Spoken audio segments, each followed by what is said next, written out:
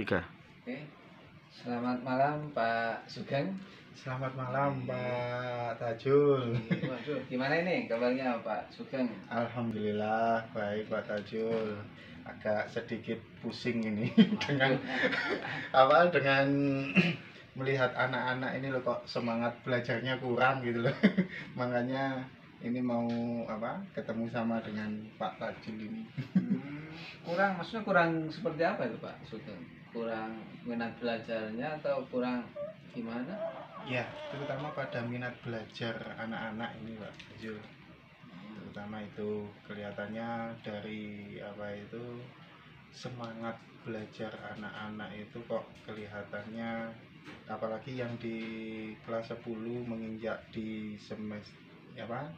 menginjak habis pertengahan semester inilah, kelihatannya kok ada yang ingin pindah atau yang lainnya gitu. Jadi semangatnya agak sedikit kurang. Oke. Itu ini kayaknya menarik ini ya Pak Sugeng. Iya. Karena kan mungkin Pak Sugeng itu menilainya dari segi apa? Anak-anak kok bisa dibilang nggak tertarik atau apa? Kalau saya lihat ini dari segi anak-anak untuk mengikuti proses pembelajaran, terutama di pembelajaran produktifnya. Itu padahal kalau SMK itu kan seharusnya kalau sudah sesuai jurusannya itu kan seharusnya mantap kan, enjoy untuk mengikuti proses pembelajarannya kan seperti itu. Itu yang permasalahannya di produktifnya. Itu pas di awal peminatan mereka ada seleksi atau seperti apa? Kalau namanya swasta ya, Tajul ya. Swasta itu kalau dikasih seleksi itu kelihatannya sulit. Karena kalau di swasta seleksi itu malah siswanya malah tidak bisa banyak Pak Tajul. Jadi syukur ambil gitu. Jadi maunya masuk di jurusan apa ya seperti kadang ada anak-anak itu hanya mengikuti teman-temannya. Nah, temannya ya ikut-ikutan masuk jurusan. Selama ini yang sudah dilakukan oleh pihak sekolah tentang peminatan itu apa aja? Ini yang sudah dilakukan oleh pihak sekolah itu yang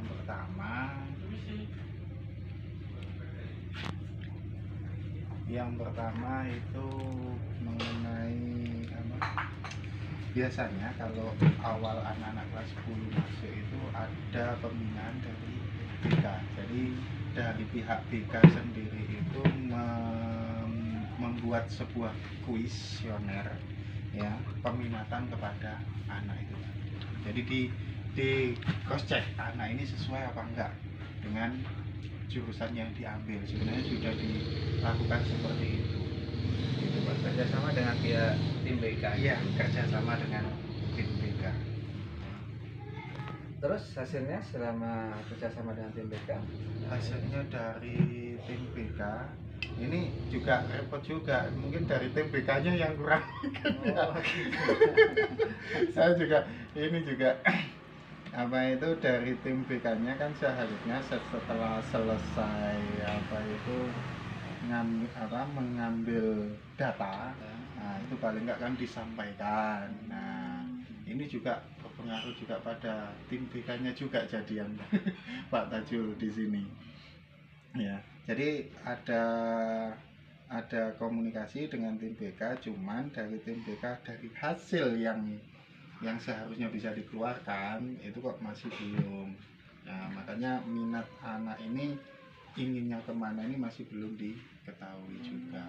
Belum tersampaikan dari pihak BK. Nah ini ya kemungkinan besar harus berdiskusi lagi dengan pihak BK menanyakan hasil itu tadi. Terus selain langkah itu kerjasama dengan BK, mungkin ada langkah lain yang sudah dilakukan? Ya ini dari saya sendiri Pak Tajul.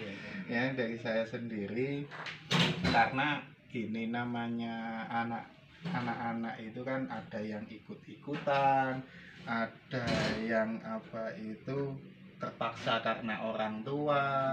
Nah, kalau saya lihat anak-anak itu masuk di jurusannya itu ada yang seperti itu. Nah, saya di sini paling tidak harus memotivasi kepada anak-anak yang sudah terlanjur sudah masuk di dalam jurusan itu tadi. Jadinya apa itu, saya memotivasi dengan cara apa? Yang pertama, saya mengomunikasikan kepada anak-anak bahwasanya sampean ngambil jurusan itu apa itu sudah sesuai enggak? Kalau yang enggak sesuai nanti saya arahkan tersendiri. Jadi seperti itu Pak Taju. Jadi kalau misalnya ada yang dari orang hanya terpaksa dari orang tuanya, ya saya sendirikan. Jadi harus memilah terlebih dahulu. Jadi seperti itu Pak Taju. Itu sudah dilakukan apa belum? Masih Ini rencana masih rencana. yang Pak Taju, masih rencana. Oke, ya menurut saya sih bagus Pak itu. Cuma misalnya kalau di presentase misalnya apa itu kira-kira kalau di angka itu keberhasilannya di angka berapa yang direncanakan itu? Kalau menurut saya itu ada di angka 7 Pak Taju. Angka 7, wah lumayan itu. Iya, Angka 7 kan sudah lebih dari 50%. Iya. Kan? Iya. Oke, setelah mungkin nanti itu setelah dilaksanakan, mungkin belum tercapai target itu. Nah, ada nggak solusi, maksudnya cara lain nanti yang bisa dilakukan oleh Pak Sugeng atau oleh tim sekolah nanti? Ya, nanti saya akan coba untuk berbincang dengan kepala program, ya. Terutama kan memang sekarang MGMP sekolah itu kan harus diaktifkan. Nah, mungkin nanti dengan ngobrol dengan teman-teman nantinya mungkin bisa ada jawaban yang nanti untuk menyemangati anak-anak yang sudah terlanjur masuk di jurusan yang tadinya tidak cocok. Pak Tajung nantinya seperti itu. Itu juga sudah saya sampaikan kepada Bapak Kepala Sekolah bahwasannya ini ada beberapa anak yang minat terhadap jurusannya itu cuma ada sekitar 10-an anak yang mohon maaf yang tidak minat tadinya. Nah, tapi gimana lagi dengan sudah berjalannya apa itu proses pembelajaran yang sudah menginjak di tengah semester ini, maka harus benar-benar tidak lagi.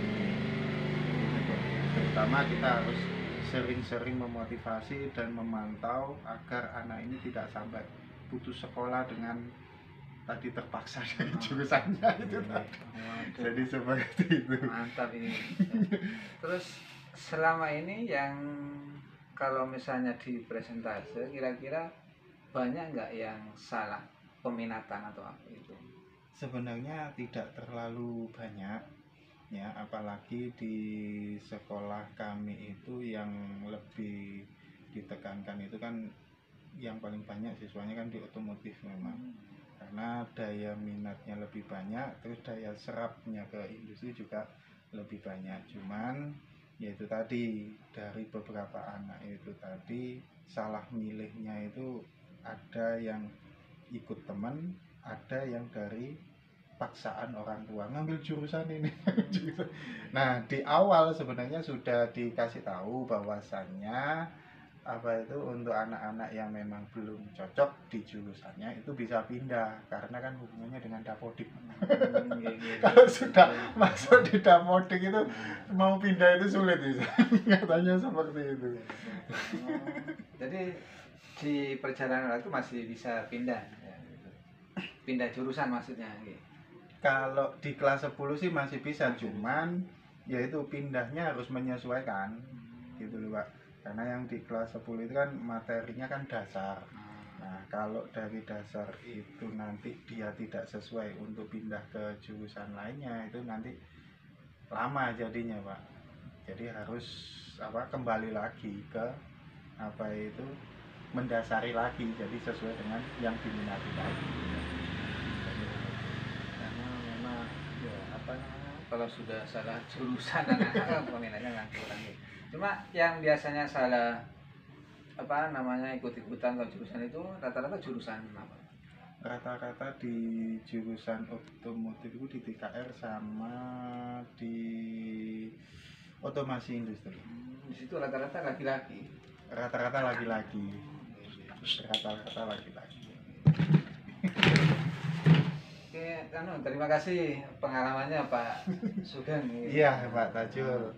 Ya mungkin itu tadi yang bisa kita sampaikan. Alhamdulillah juga dengan ini saya juga mendapat gambaran bahwasanya bagaimana untuk penanganannya siswa, terutama pada siswa yang salah jurusan itu tadi Pak Tajul. Ini juga buat saya pengalaman lah. Terima kasih Pak Sugeng. Karena memang sama-sama saya juga di SMK gitu kan. Mungkin juga nanti saya juga malam itu. Nah, terus dari pertemuan kita kali ini, Pak Sugeng, diskusi kita kali ini, kira-kira refleksi apa yang Pak Sugeng bisa simpulkan? Jadi ya dari sini saya dapat pencerahan bagaimana untuk menangani anak-anak yang tadi salah jurusan Pak. Jadinya nanti saya harus mengarahkannya kemana, saya harus berkolaborasi dengan siapa nantinya. Nah itu nanti agar anak-anak yang salah jurusan ini tetap termotivasi untuk untuk dari apa yang dia pilih itu benar-benar cocok, nyaman di situ juga. Jadi seperti itu Pak Tajul. Mudah-mudahan apa yang direncanakan Pak Sugeng nanti semuanya berjalan dengan lancar. Amin. Sekali lagi terima kasih Pak Sugeng. Ini benar-benar pengalaman buat saya ya. Karena kan mungkin saya sebetulnya bukan di masalah peminatan, mungkin kan saya di olahraga itu kan, yang penting ajar gitu kan. Iya. Oke, terima kasih banyak Pak Sugeng. Ya sama-sama Pak Tajul. Terima kasih juga. Ya. Assalamualaikum warahmatullahi wabarakatuh. Saya Muhammad Rizalul Furqon, CGP 5, Kabupaten Malang. Saya sebagai observer atau pengamat dari proses coaching yang dilakukan oleh Bapak Tajul Arifin sebagai coach dan coachingnya Bapak Sugeng. Yang saya amati dari proses beliau berdua adalah sangat lancar, interaksi di dalamnya betul-betul kental, mencair. Bahkan saya mengamati alur yang ada dalam coach ini adalah tirta. Bagaimana tujuan coaching ini, bagaimana identifikasi, bagaimana rencana aksi, bagaimana tanggung jawab ini begitu terlihat jelas. Bahkan yang saya salut tadi Pak Tajul kurang identifikasi itu sampai ke ranah-ranah, dan kebetulan Pak Sugeng ini sekolahnya sumber masalah katanya setelah refleksi beliau. Jadi nyambung dalam arti mengalir sangat bagus. Lebih-lebih gestur atau gaya tubuh, body language yang dilakukan beliau berdua ini sangat-sangat terlihat luas, lanyah, sehingga proses coaching yang didambakan oleh siapapun itu bisa terlihat dari coaching yang barusan dilakukan beliau berdua. Terima kasih, hanya itu observasi atau pengamatan dari kami. Kurang lebihnya mohon maaf. Assalamualaikum warahmatullahi wabarakatuh. Salam.